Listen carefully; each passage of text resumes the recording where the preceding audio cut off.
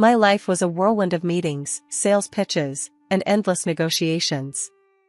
I'm Anna, 38, and I've climbed my way up to sales director at one of the top car manufacturers. My world was about hitting targets and sealing deals, not romance or late-night dates. I had a plush apartment in the city center, a sleek, top-of-the-line car, and a wardrobe that screamed success. Love? It never topped my priority list. Then Alex walked into my office, a fresh hire, 15 years my junior, with a smile that could knock you off your feet. Anna, right? I've heard a lot about you. Looking forward to learning from the best, he said, extending his hand. His confidence was off the charts for someone so new. Hope you're ready to work hard, I replied, taking his hand. It was firm, confident. This place doesn't run on smiles alone. Alex nodded. Absolutely. I'm here to give it my all. Our interactions were professional at first. But Alex had this way about him, a charm that was hard to ignore. He'd drop by my office with reports, always eager to discuss strategies or the next big sale. His enthusiasm was infectious, and I found myself looking forward to our little meetings. One evening, after a particularly grueling day, Alex knocked on my office door as I was about to leave. Fancy grabbing a bite? My treat. I've got a few ideas I'd love to run by you. I hesitated. It wasn't like me to mix work with personal time, but something about his offer was tempting. Sure, why not? But I'm choosing the place, I said. Dinner was a revelation. Alex wasn't just a pretty face with a sales pitch. He was smart, insightful, and, surprisingly, wise beyond his years. He listened intently as I shared some of my experiences, nodding and throwing in his 2 cents. As the night wore on, the conversation shifted from work to personal stories. I found out he was passionate about cars, not just selling them, but understanding their mechanics, their soul. He had this dreamy look when he talked about his favorite models, which made me laugh. You're like a kid in a candy store, I teased. He shot back, and you're the tough cookie everyone's afraid to crumble. Heard the rumors, you know. But I think there's more to you. His words caught me off guard. No one had dared to speak to me so frankly in years. It was refreshing, unsettling even. As we parted ways that night, he said, "Thanks for giving me a chance, Anna. Not just at work. Tonight was nice." I found myself smiling all the way home. Alex had managed to chip away at the wall I'd built around myself, and I was both terrified and thrilled by it. Our relationship evolved quickly after that night. His attention wasn't just flattering, it felt genuine. He'd leave notes on my desk with silly jokes or quotes from our conversations. And his bright, beautiful way of looking after me made my doubts about the age and income difference seem insignificant. But love isn't just about the butterflies or the stolen glances across a crowded room. It's about choosing to stand by someone, to merge your lives together with all the risks it entails. When Alex asked me to marry him, my heart wanted to leap out and say yes, before my brain could catch up with all the reasons it was a bad idea. You sure about this, Alex? I mean, look at us. I could practically be your... Stop. He cut me off, his eyes serious. I don't care about the age thing, Anna. I love you. That's all that matters. And your money? Come on, we both know I'm not with you for that. His words were like a balm to my nagging doubts. Alright, but we're doing this as equals, got it? We split everything down the middle.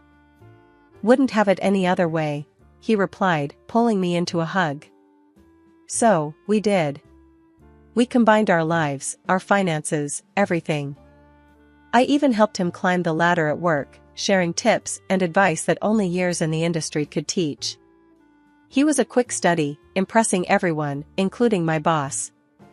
Our partnership seemed unshakable. Life with Alex was like stepping into a fast car with a full tank, ready for the long haul. We decided early on to handle our dough like a team, splitting expenses down the middle, half to us, half to a joint account we set up. Makes sense, right? Keeps things square, I said, laying out the plan on our kitchen table, scattered with bills and our laptops. Damn straight, Alex agreed, tapping away on his calculator. And hey, about the apartment. It's ours, babe. Your name's going on that mailbox too. I cut in before he could get all shy about living in my upscale pad. His grin was all the thanks I needed. And when I handed him the keys to a shiny new car a week later, his eyes about said it all. For real, Anna? This is too much. Consider it a bonus for being a top-notch husband. Plus, you gotta look the part at work, right? I winked, tossing him a box with a high-end suit. Work was where we really kicked butt together. I poured everything I knew into this guy, teaching him the ropes, the shortcuts, the long plays. Before long, Alex was nailing it, climbing the ladder till he landed a big promotion. Head of the department, can you believe it? He beamed, still a bit dazed. Proud? I'm beyond. You earned it, with a little help from your favorite mentor. I teased, but inside, I was all warm and fuzzy. We were a dream team. Then, out of nowhere, I hit a snag. Started feeling off, like my engine was running low. After a few days of brushing it off, I headed to the clinic. The doc's frown told me it wasn't just a bug. We need to run some tests, Anna. Might take a few days. My mind raced to work. Shit, I've got a mountain of stuff to handle. Alex, you think you can cover for me? Just till I get this sorted? Alex, ever my rock, didn't blink. Of course, babe. You've got nothing to worry about. I'll handle it. I spent the next few nights at the clinic, my laptop glued to me, prepping everything Alex needed to keep the wheels turning at work. Despite feeling like crap, I made sure he had every detail, every document, every plan laid out. Just follow the playbook, Alex. It's all there. I told him over the phone, my voice barely above a whisper. Got it, boss, he joked, trying to keep the mood light. You just focus on getting better. I've got this. But as the days stretched out and my return to work got delayed, I leaned on Alex more and more. Each call, each email, I could sense he was feeling the pressure, but also thriving under it. You're doing great, Alex. Just a bit longer, I promise, I reassured him, but the guilt was gnawing at me for dumping this on him. Don't sweat it, Anna. We're in this together, right? You'd do the same for me, he said, and I could hear the smile in his voice, mixed with a hint of something else. Pride? Excitement? Hard to tell. Back on my feet and back at work, I barely had time to catch my breath before my boss called me in. Anna, you've been away. Alex stepped in, and, well, he nailed it. He started, not beating around the bush. I braced myself, expecting a pat on the back for training him so well, but instead, I got sucker punched. He's taking over your position. You'll be moved to a different department. Lower profile, he finished, avoiding my gaze. I was floored. All the work I'd poured into those negotiations, every strategy, every word of that winning speech, was mine. Yet, here I was, getting sidelined in my own game.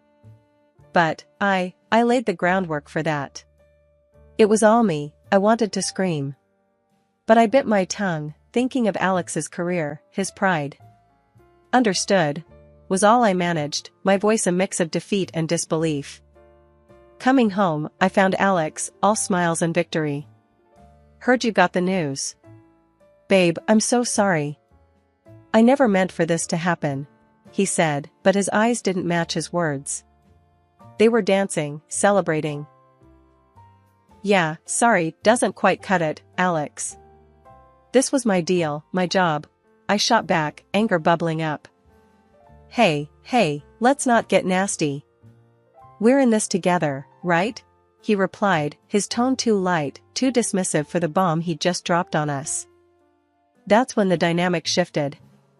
My paycheck shrunk, while his ballooned. And with the money came a change in Alex. He started throwing around words like breadwinner and freeloader, stinging me every chance he got. I tried to shake it off, remind myself of the man I married. He loves me, this is just stress talking, I'd tell myself, but the doubts were creeping in. Then came the nights he wouldn't come home, the excuses so thin you could see right through them. Working late, babe, big deals on the line. He'd text, but the silence of the house screamed the truth. Finally, I'd had enough. We need to talk, Alex. This isn't working. Where the hell are you every night? I demanded, cornering him one morning after he'd sneaked in at dawn. Oh, come on, Anna. You should be grateful I'm still here. A guy like me, with options? He threw back, his arrogance filling the room like a bad smell. That was the moment I knew. The man I loved, the partner I trusted, was gone, replaced by this stranger, spewing insults and taking me for granted. Every day at the office turned into a nightmare faster than I could have ever imagined. My work, my ideas, everything I had poured my heart and soul into, were now being presented under Alex's name. He had compiled an extensive report, a masterpiece of all my projects, and handed it over to the board as his own. The revelation was a gut punch, leaving me winded and betrayed. The board's decision was swift and merciless. Anna, we're letting you go, they said, their words clinical, detached. Your performance has been lacking. The irony of their words, considering my work was flourishing under Alex's guise, wasn't lost on me. I was being fired for failing to perform tasks I hadn't even been credited for. Shell-shocked, I returned home, a storm brewing within me. Alex was there, humming some tune, oblivious to the bombshell about to drop. We need to talk, I stated, my voice ice-cold, cutting through the pretense of normalcy. He turned, that familiar smirk playing on his lips. Sure, what's up? It's over, Alex. I know everything. How you claimed my work as your own, how you got me fired. I spat out, each word laced with venom. For a moment, his facade slipped, revealing a flicker of guilt, but it was quickly replaced by defiance. Oh, come on, Anna. You're being dramatic. I just played the game better. Played the game? You backstabbed me, Alex. You destroyed my career for your gain. My voice rose, a crescendo of anger and hurt. He shrugged, that smugness returning. Look, Anna, I got tired of always being the second fiddle. I saw an opportunity, and I took it. This was about survival. About advancing. You would have done the same. I was aghast. How dare you? I would never do what you've done. I brought you into my world, taught you everything, and this is how you repay me? Alex's response was cold, calculated. You're just upset because you're not on top anymore. Face it, Anna, this is how the world works. I'm just better at it than you. The finality in his voice, the outright dismissal of our history, our love, was the last straw. I want a divorce, Alex. And you need to leave. Now. His laugh was bitter, filled with a disdain I'd never heard before. Fine by me. I was getting bored anyway. You think you're the only game in town? I've got prospects, Anna. Without you holding me back, I'll reach heights you couldn't even dream of. Watching him pack, a part of me wanted to scream, to rage, to make him see the magnitude of his betrayal. But another part, a quieter, more resigned voice, whispered that this was the end of a chapter. A painful, brutal conclusion to a story I thought would have a happier ending. After discovering the betrayal, I didn't waste a second. The shared account we had was bone dry. Alex had cleaned us out, transferring a whopping $320,000 to his account. The shock of it nearly floored me, but I wasn't about to let him get away with it. I reached out to a lawyer, someone known for not playing nice when it came to dirty games like this. Sitting across from my lawyer, I laid it all out. He took everything, every damn cent. Can you believe that? I said, my anger boiling over with each word. The lawyer, a no-nonsense type with a reputation for being a bulldog in court, didn't even blink. I've seen worse. Let's go after him. You're entitled to half of that money at the very least. he declared, already flipping through the legal texts with a predator's grin. So, we sued. Dragged Alex and his sneaky theft into the glaring light of a courtroom. The process was grueling, dragging my already battered heart through the mud, but it was worth it. The court didn't have any patience for Alex's flimsy defenses. He claims he earned that money. My lawyer scoffed during one of our prep sessions, shaking his head in disbelief. But we've got the bank records, the documents. He's going down. And go down he did. The judge saw right through Alex's act and ordered him to cough up $160,000. It wasn't about the money, not really. It was about drawing a line, showing him he couldn't just trample over me and walk away scot-free. With the lawsuit out of the way, I pushed forward with the divorce. I was done, completely and utterly done. I want my name back, I told the lawyer. My life back. The divorce papers were a mere formality after the legal battle we just won. I watched as Alex signed them, his face a mask of defeat. "Anna, can't we?" he started, but I cut him off. "Save it, Alex. It's over." "You made sure of that," I said, my voice cold, final. Walking out of that office, I felt lighter, despite the turmoil that had become my life. It was over. I was free of him, of us. My former surname felt like a shield, a piece of me I'd reclaimed from the wreckage. But life had one more curveball to throw at me. During a routine checkup, still reeling from the divorce and the legal drama, the doctor dropped a bombshell. "You're pregnant," she said, her tone gentle, knowing how much my world had already been rocked. Pregnant. With Alex's child. The news was a jolt, a confusing mix of joy and fear. For a moment, I considered telling him, but the thought was fleeting. No, this was my new start, my chance to build something beautiful from the ashes of my past. I'm moving forward, without him, I resolved, cradling the burgeoning new life within me, ready to face whatever came next on my own terms. After the storm had passed, I set my sights on a new horizon. I wasn't just looking for a new job, I was on the hunt for a fresh start, a place that would value me and the new life I was about to bring into the world. I sent my resume to several big names, hoping my reputation as a sharp mind in the industry hadn't been completely tarnished by recent events. The response was more than I could have hoped for. Interviews lined up back to back, each company more eager than the last to bring me on board. It was during one particular interview that I found what I was looking for, a company that didn't just see me as a potential asset, but as a person. "We've heard a lot about you, and we're impressed," the hiring manager started, his tone sincere. "We're ready to offer you a competitive package, and yes, we're talking a significant bump in salary and a work schedule that fits your needs." I leaned in, ready to negotiate, but also to lay all my cards on the table. "I appreciate that, really. But there's something you should know, I'm expecting." The manager paused, his expression unreadable for a moment, but then he smiled. "Congratulations. That's not a problem. We offer remote work options, and we'd be more than happy to accommodate any appointments or needs you might have." It was more than I had dared to hope for. "Thank you," I said, feeling a weight lift off my shoulders. "I won't let you down." With the job secured, my next project was my apartment.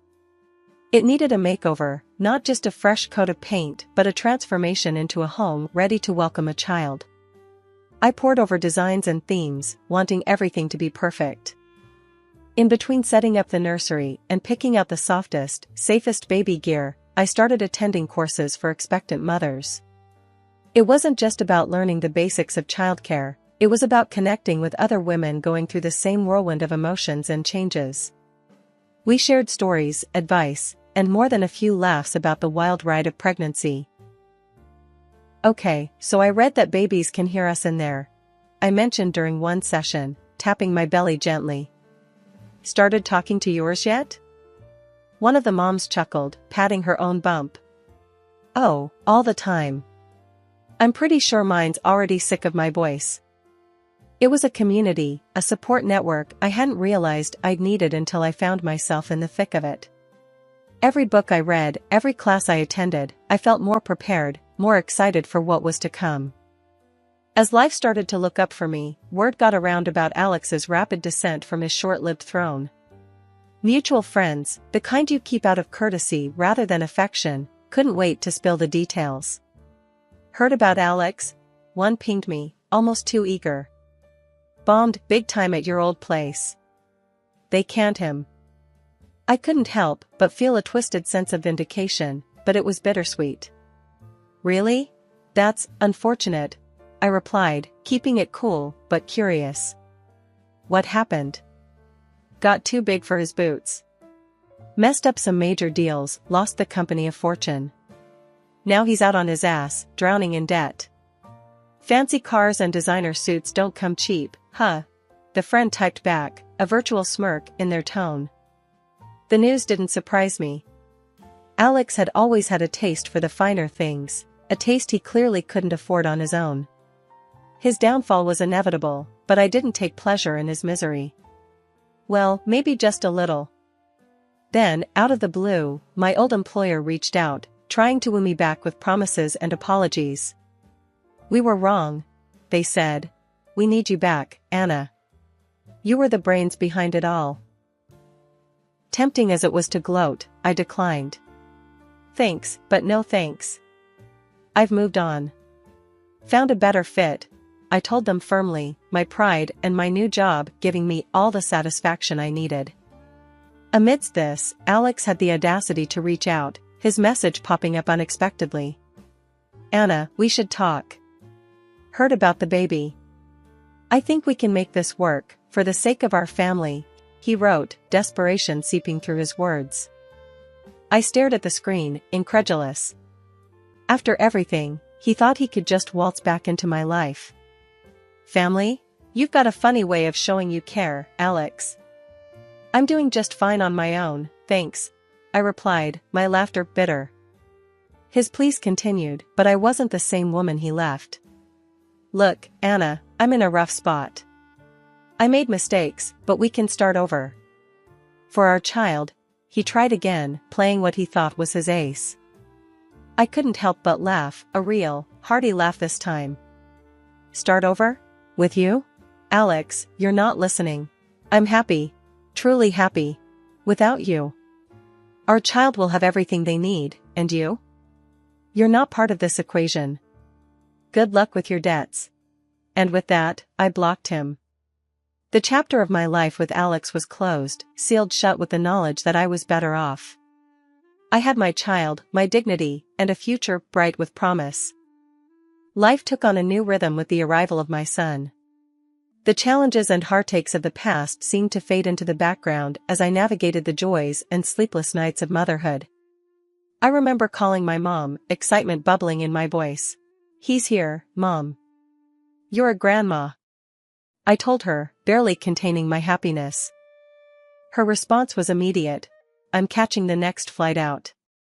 You're not doing this alone." True to her word, Mom was by my side in no time, her presence a comforting constant as I found my footing as a new parent.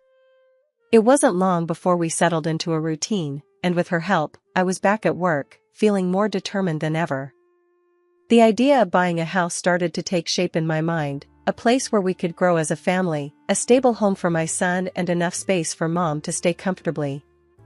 During one of our late-night talks, as we shared a pot of tea and watched the baby sleep, Mom brought up the topic of Alex. "Heard your ex is running himself ragged, juggling jobs to keep afloat," she said, a note of concern in her voice. I sighed, the mention of Alex still a sour note in my otherwise harmonious life. "Yeah, well, he made his bed. Now he has to lie in it." Mom nodded, then hesitated before adding, "You could sue him for child support, you know. It's his responsibility too." I shook my head, the thought unappealing. "No, Mom. I don't want his money. Or anything from him, really. We're better off without that tie to him. I want to close that chapter for good." Mom seemed to understand, but she pressed on gently. "Just think about it, okay? For your son's sake." The topic weighed on me, but deep down, I knew my decision was final. I wanted a clean break from Alex, a future untainted by the past. The idea of the house became a plan in motion. I found myself browsing listings, imagining our lives in each space. "What do you think, Mom? Too ambitious?" I'd ask, showing her pictures of backyards and spacious kitchens. "Nothing is too ambitious for you," she'd reply, her faith in me unwavering. "You've proven that time and again." My son's laughter filled our apartment, a sound that made every hardship worth it. My career was on an upward trajectory, my personal life rich with love and support. The house, when we finally found it, felt like the last piece of a puzzle clicking into place, a symbol of new beginnings and hard-won peace.